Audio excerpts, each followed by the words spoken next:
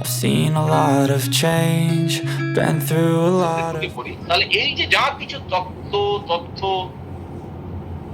আমরা এখানে আলোচনা করলাম, তথ্য এবং তথ্য, স্পোর্টস এবং স্পোর্টস রিলেটেড আমরা প্রোগ্রাম যদি ঢুকি তাহলে ডেফিনেটলি সেটা স্পোর্টস ম্যানেজমেন্ট। এখন মজাটা হচ্ছে কি যে স্পোর্টসে আমরা যেটা দেখি সেটা হচ্ছে ইন্ডাস্ট্রিয়াল সেক্টরে কি দেখলাম, product is a kind mainly. আজকের সেক্টর কিন্তু অনেকটা চেঞ্জ হয়ে গেছে, যেমন কাইন্ডসও যেরকম এসছে তেমনি সার্ভিসও চলে এসছে, অর্থাৎ গুডস অ্যান্ড সার্ভিস। তাহলে প্রোডাক্টকে আমরা জেনারেলি এখন দুটো ভাগে ভাগ করি, একটা হচ্ছে গুডস, একটা হচ্ছে সার্ভিস। স্পোর্টস ফিল্ডেও ঠিক তাই, স্পোর্টস ফিল্ডে আমরা গুডস দেখছি আবার সার্ভিস দেখছি। সার্ভিসটা কোনটা? প্লেয়ার যেটা শো করে, প্লেয়ার যেটা শো করে। এই যে আমরা আইপিএল দেখলাম, আজকে থেকে আবার ওয়ার্ল্ড কাপে খেলা শুরু হয়ে গেছে, ইন্ডিয়া আয়ারল্যান্ড, অনেকের হয়তো মন পড়ে রয়েছে ওইদিকে, আমিও এটা শেষ করেই ওখানে একটু দেখতে ঢুকবো। প্রশ্নটা হচ্ছে তারা যেটা দেয় আমাদের কাছে সেটা হচ্ছে সার্ভিস। এই সার্ভিসটা কি কি সার্ভিস? বিখ্যাত স্পোর্টস ইকোনমিস্ট রডনি ডিফোল্ট উনি আমাদের এই সার্ভিসের না 4টে ক্যাটাগরি দেখিয়েছে। যে খেলার মাঠে বা টিভির সামনে বসে বা মোবাইলে আমরা যাই দেখি না কোনো স্পোর্টস রিলেটেড, তার পিছনে 4টে characteristics, there are 4 characteristics or 4 benefits are there, 4 types of services are there. Number 1, athletic prowess. Athletic prowess means nothing but the execution of athletic skill. Messi বল নিয়ে ড্রিবল করতে করতে যাচ্ছে, রোনাল্ডো হেড দিচ্ছে, বিরাট কোহলি 6 মারছে, আমরা এগুলোর জন্যই মাঠে যাই। That is athletic prowess, the skill, দক্ষতা, the ability, the efficiency. Number 2, team victory. আমার দলকে আমি সাপোর্ট করতে যাই, টিম না জিতলে আমার কাছে কোনো ভ্যালু নেই। কিছুদিন আগে দেখেছো বরুসিয়া ডর্টমুন্ড আর রিয়াল মাদ্রিদের চ্যাম্পিয়ন্স লিগের ফাইনাল, অবিশ্বাস্য, অবিশ্বাস্য, ভাবা যায় না কি খেলা। তাহলে যেই দলটা হেরে গেল বরুসিয়া ডর্টমুন্ড, তাদের সমর্থকের হতাশ, যারা জিতলো রিয়াল মাদ্রিদ তারা আনন্দে লাফাচ্ছে। কিছুদিন আগে মোহনবাগান মুম্বাই এফসি, আমাদের মাঠে এসে আমাদেরকে মেরে দিয়ে চলে গেল, প্রায় 60,000 সমর্থক স্তব্ধ, সন্ধে কাটিয়ে বাড়ি ফিরল। তার মানে টিমের জয়, team victory is very very important. Actually, to see that particular, to enjoy that particular victory, we want to spend money. That is a conduit. One way we should have to deposit the money, and on the other way we should have to entertain ourselves. If there is no case of entertainment, then automatically we lost our interest to purchase the ticket. Team যদি অনেক বছর পর পর হারতে থাকে তাহলে দেখবে টিমের প্রতি ইন্টারেস্ট থাকে না। ইস্টবেঙ্গল সমর্থকদের যেরকম এখন যে অবস্থাটা হয়েছে, আমি নিজে ইস্টবেঙ্গলের সমর্থক, একেবারে মানে কেউকেটা সমর্থক যাকে বলে, মানসিকভাবে ভীষণ রকম ভাবে পীড়িত, ফলে মোহনবাগান হারলে খুব মজা পায়।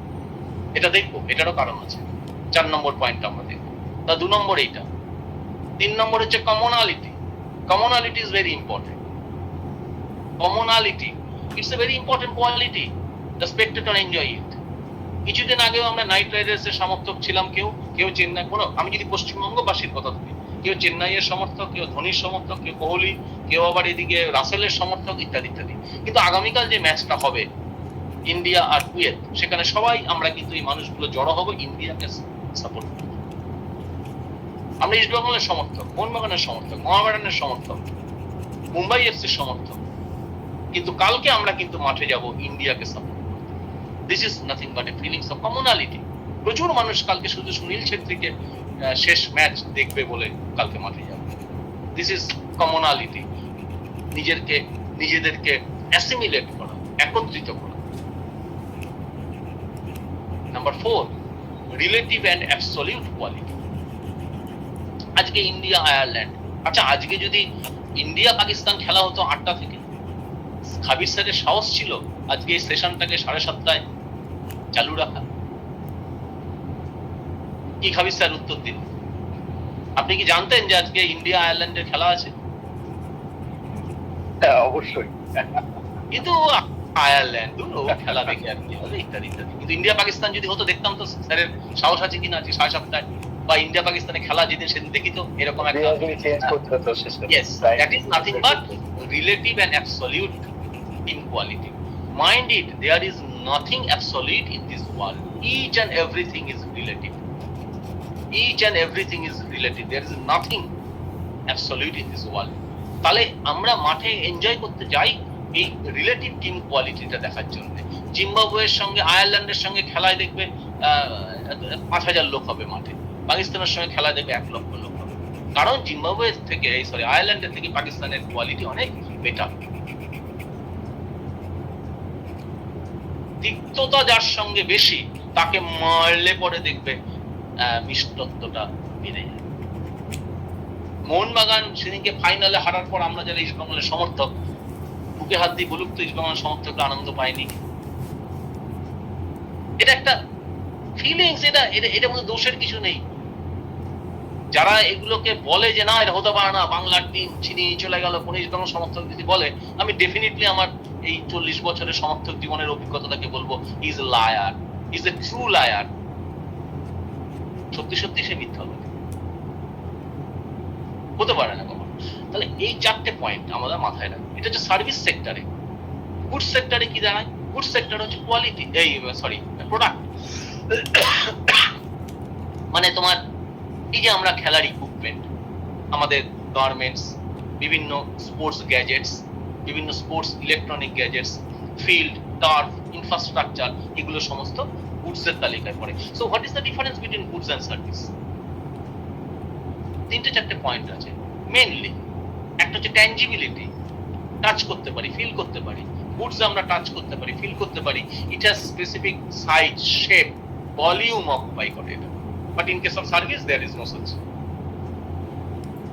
We can feel only, we can realize only, but we can't touch. There is no shape and size. What I am delivering is service. But your book, your laptop, your mobile, each and everything is a goods, because you can touch it, you can feel it. It's a specific size and shape. Durability is very important. Goods have some specific durability. Gradually it decreases its lifetime, but service gradually increases its lifetime.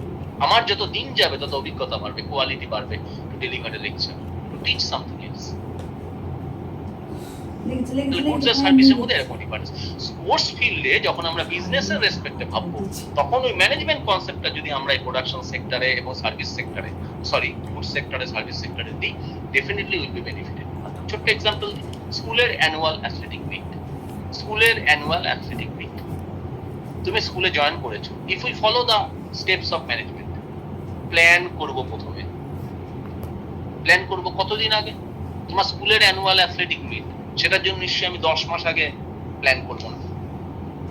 এটা যেমন ঠিক, তেমনি আবার ওই 7 দিন আগে হঠাৎ করে বসলাম, ধরতক্তা মার ফেলে কোচের কাজ করে দিয়ে বেরিয়ে গেলাম। No, that should not be accepted. তাহলে একটা মিনিমাম, ধরে যাক 1 মাস আগে তুমি প্ল্যান করলে, মিটিং করলে, আলোচনা করলে, ধীরে ধীরে ধীরে ধীরে এগোলে, দেখবে তোমার সাকসেস পাওয়ার সম্ভাবনা অনেক বেড়ে যাবে। টেনশন কম হবে, ভুল হওয়ার সম্ভাবনা কম হবে।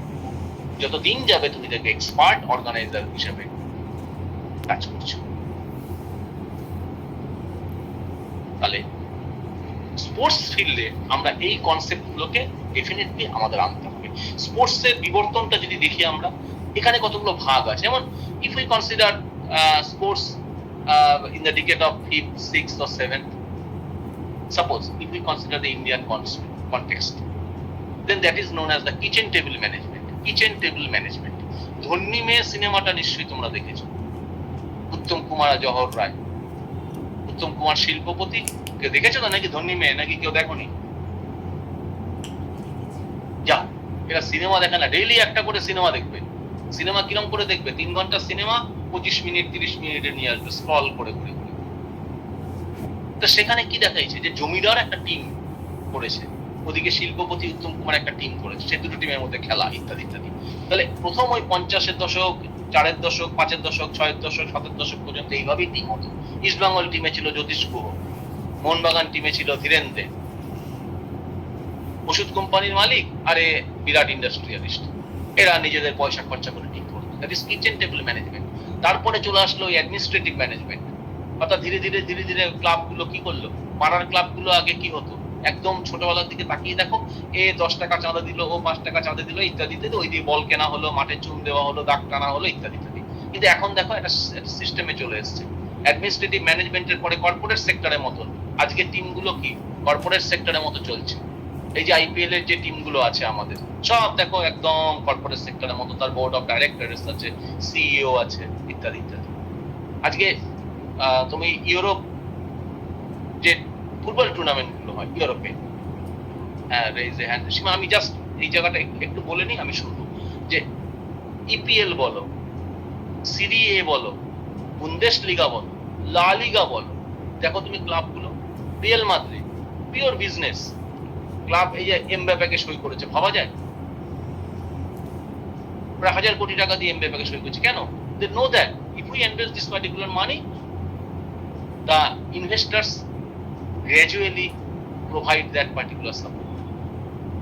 স্টক মার্কেটে ওদের রেট বেড়ে যাবে, শেয়ারের দাম বেড়ে যাবে, দর্শক বেশি আসবে, ফ্র্যাঞ্চাইজি বেশি আসবে, মার্চেন্ডাইজিং বেশি হবে থ্রু আউট দ্য ওয়ার্ল্ড।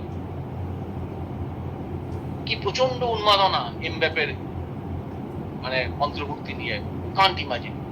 কেন? This is simple business. তাহলে ধীরে ধীরে ধীরে ধীরে এখন কর্পোরেট সেক্টরের মতন সমস্ত কিছু চলছে। আবার স্পোর্টসের আরেকটা অ্যাঙ্গেলটা আমরা দেখি, আজকে আইপিএল, তুমি ভাবো টাটা আইপিএল এর সত্ত্ব কিনেছে 50,000 crore। তাহলে এই যে একটা হিউজ একটা অ্যামাউন্ট, এমনি এমনি ওটা যে দান ছত্র খোলার জন্য, no not that, it's a pure business. If we invest such quantity of money, then automatically we will get return about it, from it, anything you can say. সব এই ম্যানেজমেন্টের কনসেপ্ট থেকেই কিন্তু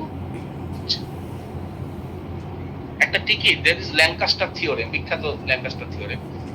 এই যে টিকিট প্রাইস, এর একটা গাণিতিক একটা ফর্মুলা আছে, নিয়ম আছে, অঙ্ক আছে একটা, যে টিকিটের দাম কত হবে।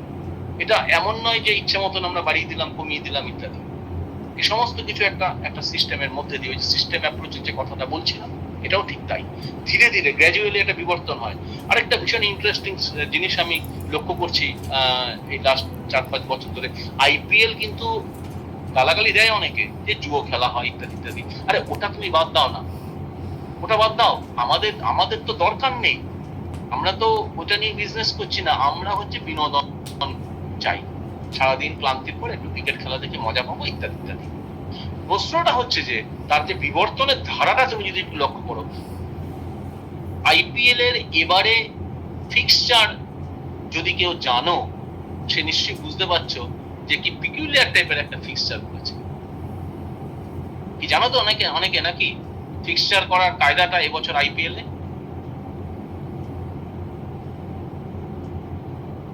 হ্যাঁ স্যার, হ্যাঁ একটুখানি জেনে নেবে, যে জানো না, দেখবে ভারী মজাদার। তাহলে হঠাৎ এরকম করে করলো কেন? নিজের গ্রুপের সঙ্গে 2বার করে খেলবো, অন্য গ্রুপের টিমগুলোর সাথে 1বার করে খেলবো। কারণ প্রত্যেকের সঙ্গে যদি 2বার করে খেলে, সিম্পল লিগ সিস্টেমে, ডাবল লিগ সিস্টেমে খেলার সংখ্যা প্রায় হয়ে যাচ্ছে 90টা বা 94টা, এরকম হতে এক্সাক্ট মনে নেই আমার, 90টা। এবার ধরো 90 দিন ধরে, 3 মাস ধরে মানুষ ডেইলি 8টার সময় ওই খেলা, এটা একটা সময় শেষের দিকে না বিরক্ত লেগে যাবে। ওই জন্য খেলার সংখ্যাটা কমাতে হবে। কি করে কমালো? অথচ প্রত্যেকটা টিমের সাথে যদি প্রত্যেকটা টিম খেলা হয়, যে ডাবল লেগ সিঙ্গেল লেগ করে দেখো, খেলার সংখ্যাটা নামিয়ে নিয়ে আসবে 64 বা 67 এক্সাক্ট মনে নেই আমার। তাহলে এই যে একটা ক্যালকুলেশন, এই যে রিসার্চ, এই যে একটা গবেষণা ফ্রেমিংটাকে নিয়ে, ভাবা যায় না কি অপূর্ব মানে সমস্ত ভাবনা চিন্তা। তারপরে এই যে এলিমিনেটর, এই যে এলিমিনেটর কনসেপ্ট, 1 2 3 4 এই 4টে টিমকে নিয়ে এইরকম কনসেপ্ট, কি সুন্দর দেখো, সাইন্টিফিক কত। তুমি দেখবে সামনে বছর হয়তো অন্যরকম কিছু নতুন বেরিয়েছে। ইম্প্যাক্ট প্লেয়ার, এই যে ইনোভেশন, ইম্প্যাক্ট প্লেয়ারের কনসেপ্টটা কি? ইনোভেশন, নতুন idea to change the model, two change the test, two create some attraction, না হলে কিন্তু হবে না। তাহলে ইনোভেশন, আমরা ওই যে স্টেপস অফ ম্যানেজমেন্টে যে বললাম, ইভালুয়েশনের পরে কমিউনিকেশন, তারপরে ইনোভেশন। তাহলে ইনোভেশন ডেফিনেটলি তোমাকে ইনোভেটিভ হতে হবে। তুমি স্কুলের অ্যাথলেটিক মিটে প্রত্যেক বছর 10 বছর ধরে একই করে যাচ্ছে, দেখবে খুব একটা interest. If you want to create some interest, if you develop some brand value, then automatically you should have to change the system, to change the process. একটা স্কুলের অ্যানুয়াল অ্যাথলেটিক মিট তোমাকে কত দিক থেকে বেনিফিট দিতে পারে? তোমার স্কুলের ব্র্যান্ড ভ্যালু বাড়াতে পারে, তোমার নিজের ইমেজ বাড়াতে পারে, তোমার ইউএসপি বাড়াতে পারে, তোমার লোকাল স্টেক হোল্ডারদের মধ্যে ইন্টারেস্ট ক্রিয়েট করতে পারে, স্টুডেন্টদের মধ্যে এনথুসিয়াজম আনতে পারে, টিচারদের মধ্যে বন্ডিং বাড়াতে পারে, তোমার অর্থের রোজগার হতে পারে, you can get some sponsorship, তাহলে এতগুলো ভ্যালু আমরা পাই একটা স্কুলের অ্যানুয়াল অ্যাথলেটিক মিট অর্গানাইজ করে অথবা অন্য কোনো রিলেটেড স্পোর্টস প্রোগ্রাম অর্গানাইজ করে। So why we scares about this particular different information of sports management? Definitely we should have to consider this concept. আলোচনা আরো বিস্তারিত ভাবে করাই যায়। এবারে তোমাদের কাছ থেকে একটু শুনি আরেকবার, তাহলে আমি সেই অ্যাঙ্গেল গুলো ধরার চেষ্টা করবো। আমি ওভারঅল একটা আইডিয়া দেওয়ার চেষ্টা করলাম, আরো অনেক কিছুই বলা যায়।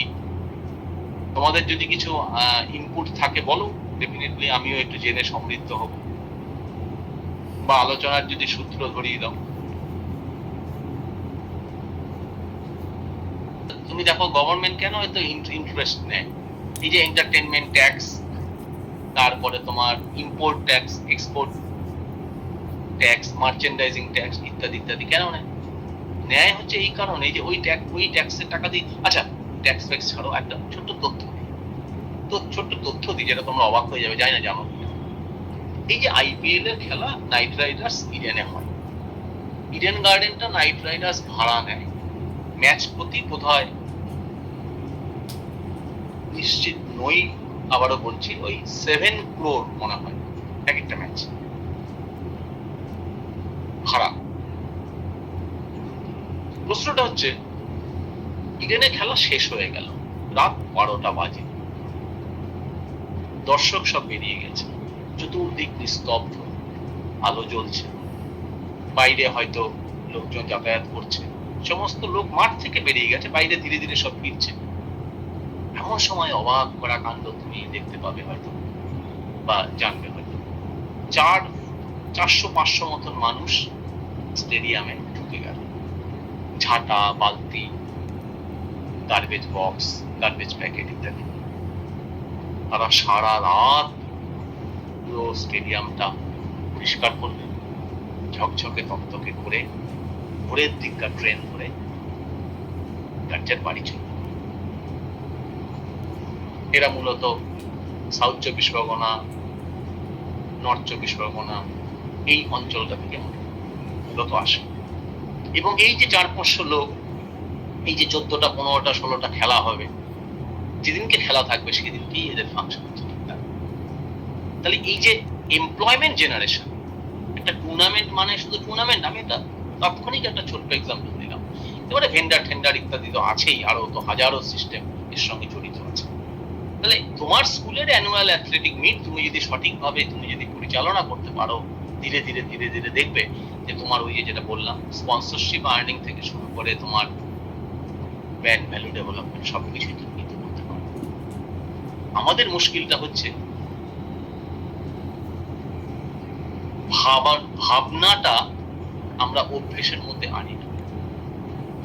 There must be some habit to think in a definite way. It should be habit. একা জীবনে আমরা কখনো নিরালা নিস্তব্ধ রজনীতে 10টা মিনিট কখনো আমরা কাটাই না। বুকে হাত দিয়ে বলো দেখি যে 10 মিনিট তুমি একা পুরো নিজের সঙ্গে জাগ্রত অবস্থায় আছো। ফাঁকা পেলেই গল্পের বই পড়ি, খবরের কাগজ পড়ি, টিভি দেখি, মোবাইল দেখি ইত্যাদি ইত্যাদি, কিন্তু অন্ধকার ঘরে চুপচাপ 10টা মিনিট একটা জিনিস নিয়ে ভাবছি, মনে হয় না। তাহলে এই ভাবনাটা ভাবাও একটা অভ্যেস। এই অভ্যেসটা যদি জারিত করি তাহলে দেখবে এই যে ইনোভেশন, নিউ ওয়ে ইত্যাদি তোমার কাছে কিন্তু ইজিলি চলে আসবে।